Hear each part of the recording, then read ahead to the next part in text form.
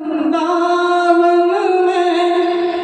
भजन जिसको संगत में आता है सभी लोग गुनगुनाएं, क्योंकि राधा नाम सिर्फ नाम नहीं है, ये वो नाम है जिसको लेने से अच्छे अच्छे पापी कर गए, और ये वो नाम है जिसके चरणों में हमारा 3 लोगों का स्वामी स्वयं पड़ा रहता है।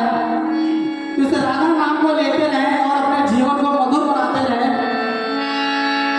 और इसी भक्त ने कहा, क्षमा